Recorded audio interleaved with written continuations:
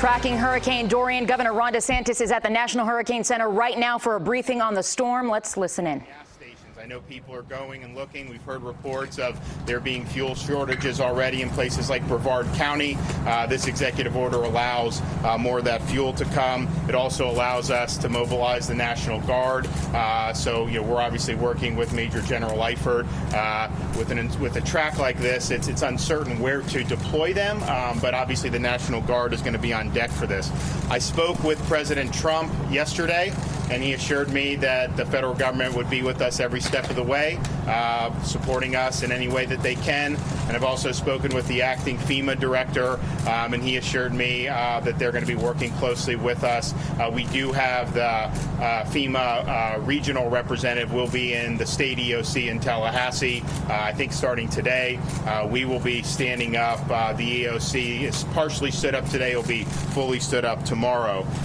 Today also, I'm going to be requesting a pre-landfall declaration from the federal government for protective measures and also direct federal assistance for generators and pumps. And I was able to speak with the acting director of FEMA this morning.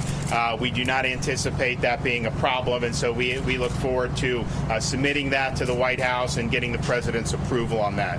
I've also been in contact with President of Florida State, John Thrasher. As many of you know, there's a football game scheduled for Saturday night, a big game against Boise State in Jacksonville. Well, given Jacksonville's location, given the uncertainty of this storm, they've looked for ways to figure out how they can accommodate that. And so I think they're going to go forward with the game, but they're not going to do it in Jacksonville. They're going to do the game in Tallahassee, and I think they're going to have more details for everybody who's interested in that going forward. The message, I think, right now is that all Floridians really need to monitor Hurricane Dorian and make the necessary preparations. This is a track that has a significant amount of uncertainty. I was talking with Ken and some of these people. I mean, you could make a case for places like Miami and the Keys to get impacted. You can make a case for it to be northern Florida, obviously central Florida. So really the key is to have your plan and make those preparations right now. And you have to assume that if you're affected by this storm, that you will lose power. So make accommodations to be able to weather that. Now, I've spoken with the president of Florida Power and Light. They are going to be mobilizing resources from across the southeast because, the state has stressed the importance of getting the power back on when it goes out. And so they're doing it, but there's no way you could have a storm of this significance and not lose power. So just prepare for that. You should also prepare if you're in an area that experiences flooding when you have significant rain events.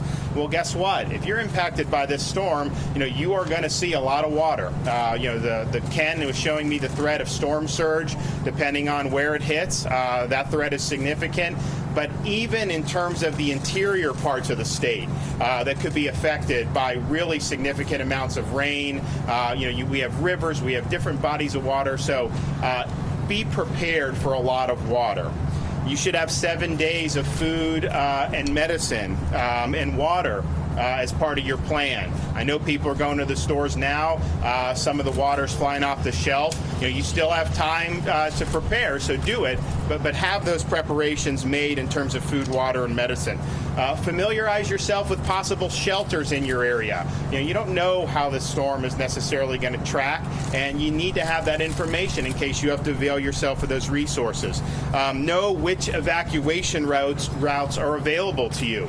Now, that's going to be a decision that the local communities are going to have to make in terms of whether that would be appropriate. Obviously, that's going to depend on the path that the storm ultimately takes, but know those routes in case that happens. And then if local authorities do order an evacuation, heed their call because they're looking at possible impacts in their areas, and if they see really significant storm surge affecting a certain area, that can be life-threatening. And so heed the call and evacuate if you're asked to. Now, if an evacuation is ordered, the Florida Department of Transportation will assist by doing things like waiving tolls, fees, and charges for the use of things like the Florida Turnpike and other public highways.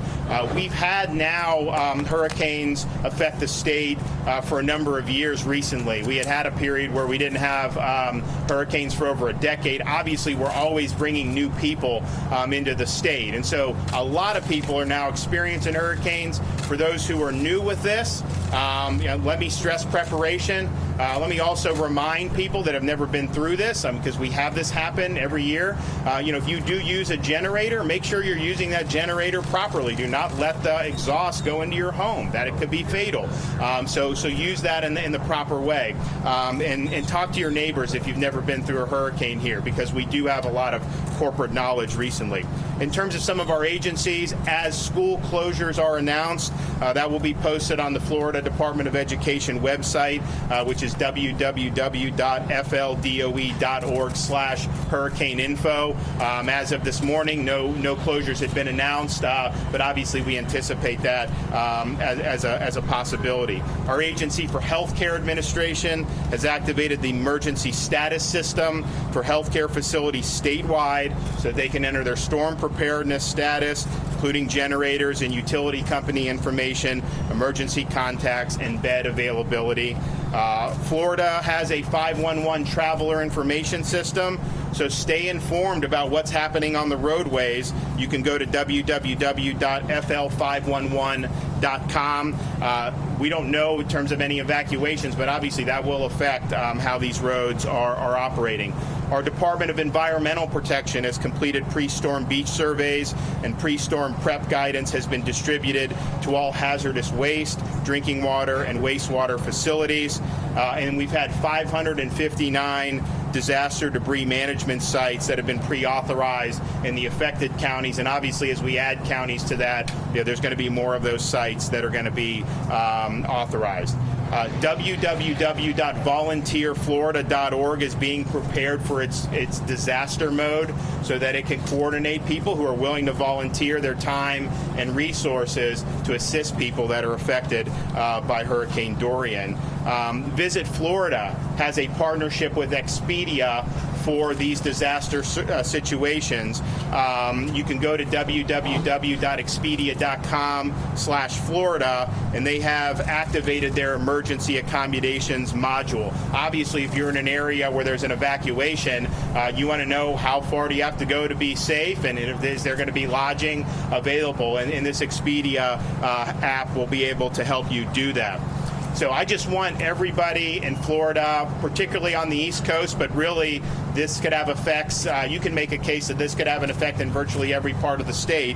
I urge you to follow local reports. I urge you to watch the Weather Channel, listen to the National Hurricane Center for updates on the path of the storm. You can also go to my Twitter account in the governor's office. It's at Gov Ron DeSantis, at GOVRONDESANTIS. We will be posting updates on our account, and so will Florida State Emergency Response Team, and their Twitter handle is at FLSERT, and they're going to be doing constant updates. You can also go to www.floridadisaster.org. We have a wealth of information on there. But the time to act is now. If you haven't acted, act to make preparations. Do not wait until it's too late. If you prepared and then it don't end up getting affected, no harm, no foul. But if you don't prepare and you are affected, that may be something that is difficult to recover from.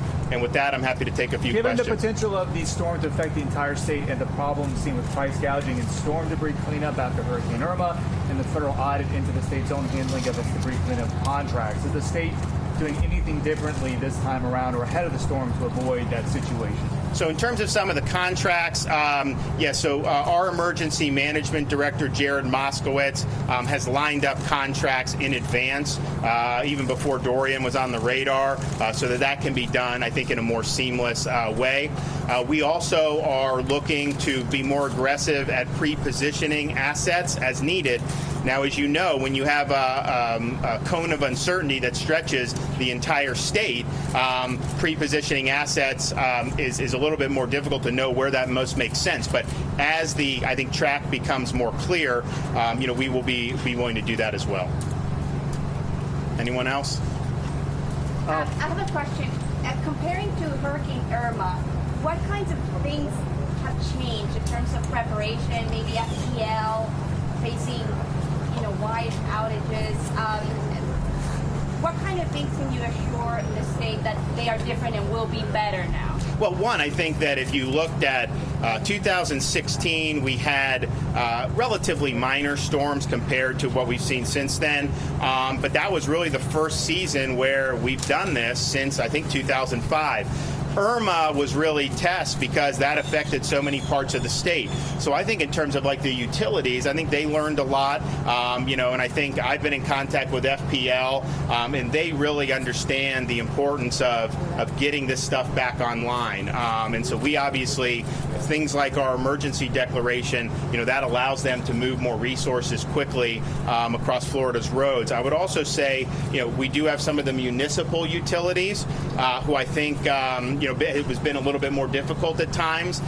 We want to work with them. If they need help from the state, we'll be willing to help. And I think so will the private utilities be willing to help as well. Because, when the storm passes, the quicker you can get the power on, the easier it is to really do the recovery. And I also think that on the back end, we've obviously made a lot of changes. Hopefully, the storm, we don't need to do it as much as we did with Matthew or with Michael, but we did a whole host of things to be able to get the aid out quicker so that those communities would be able to do it. Now, our pre-landfall declaration will allow us to get federal reimbursement for a lot of the preparations that are being done. And so that's a huge weight off the shoulders of a lot of the local communities. And then I did mention with Jared Moskowitz, we are trying to be more proactive with, making sure that the contracting goes seamlessly. So Jared has put a different process in place. But then also, if we have a good sense of where the strongest need's going to be, to work on pre-positioning assets. I mean, we have close to 1 million gallons of water, drinking water, and I think we got about 1.2 million meals that are available. And obviously, as circumstances dictate, we may need to do more than that. I would also just like to say, I had initially been planned to come to Miami today before this storm really started to take a more ominous turn to announce the appointment of 4 new judges to the circuit court. So we are going to put that out today via press release. They're great judges. I think all of them have UM ties. So we're going to do the event at the U. And while that wouldn't make up for the loss against University of Florida, at least you see these folks really making an impact. So I didn't want to come here and not announce them, but under these circumstances, obviously we didn't feel comfortable doing a public event. I can take one more, and then what specifically did the president say to you that reassured you, and did you talk at all about about FEMA funds, given some of the controversy over the transfer funds to the border? Yeah, I mean, so he said, whatever you need, we're good. And I said, because we had been briefed on the whole FEMA controversy, and to me it was more of a political controversy. They have a huge amount of money available. There is not going to be any limitations on Florida getting whatever we need to be able to respond to this. I think there's $25 billion in the disaster relief fund or disaster response fund, and the president assured that we're going to be there for Florida. Some of this money that's being reprogrammed, I think, had been appropriated long ago and was never spent. I don't know the background to that, but I'm confident that it's not going to impact Florida in a negative way. So thank you all very much.